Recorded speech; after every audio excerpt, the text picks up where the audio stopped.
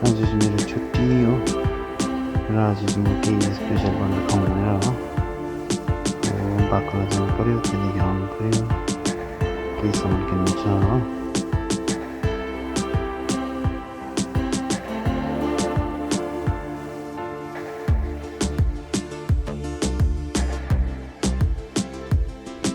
मलाई चाहिँ के कुराहरू बनाएर खानु खासै अल्छी लाग्दैन हो, कुनै मान्छे चाहिँ अल्छी गर्ने हुन्छ हो। र मलाई चाहिँ युट्युबतिर हेरेर केही खानेकुरो भिडियोहरू देखेर चाहिँ बनाएर खानु मन लागिहाल्छ, त्यस्तो खालको हो म चाहिँ हो।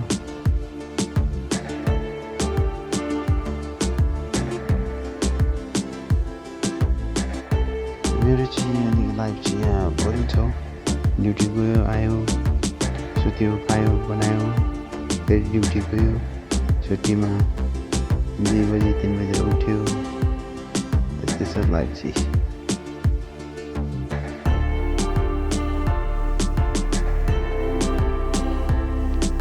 खासै म चाहिँ आज के बनाएर खाँदैछु भने चाहिँ खासै हेल्दी छु होइन, यो चाहिँ अब आँटाको मैदाको हो, त्यसलाई डोल डोल बनायो पहिले, त्यहाँदेखि त्यसलाई बोइल गऱ्यो, बोइल गरेर त्यहाँदेखि यस्तो मसला लगाएर ग्रेभी बनायो, त्यहाँदेखि फ्राई गर्नु यही हो।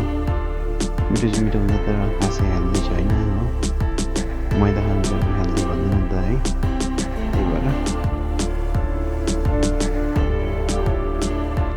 अलमोस्ट रेडी भइहाल्यो हो। म चाहिँ तर अलिकति पकाएर फेरि पानी लगाएर अलिकति ग्रेभी बेसी बनाएर खानु पऱ्यो भनेर। खासमा चाहिँ अब त्यसै फ्राई गरेर खाँदा पनि हुन्छ हुने चाहिँ कि, तर मलाई चाहिँ अलिक ग्रेभी चाहिँ खानु मन लाग्यो। र म माथिबाट चाहिँ है धनिया र सौँफ भन्छ होइन, सौँफ त्यो पनि काटेर लाउनु पऱ्यो भनेर, अलिक मिठो हुन्छ नि त।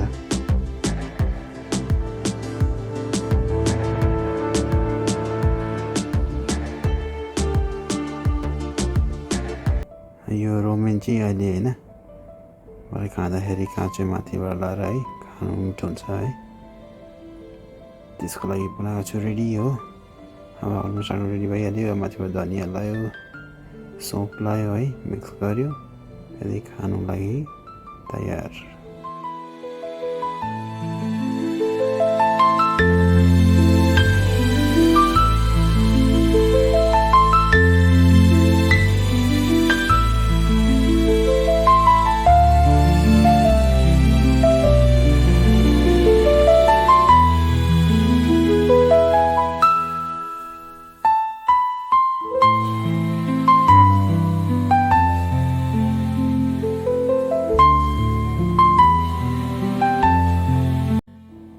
अब चाहिँ रेडी भएको हो, अब चाहिँ खानु थाल्ने हो, भोक पनि लाग्यो जस्तो भयो हो।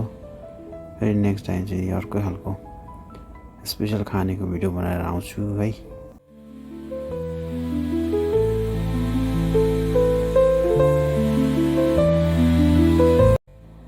मलाई चाहिँ टेस्ट चाहिँ मिठै लाग्यो हो, अब अरूलाई चाहिँ खाँदा कस्तो हुन्थ्यो पनि, मेरो लागि चाहिँ मिठै भयो।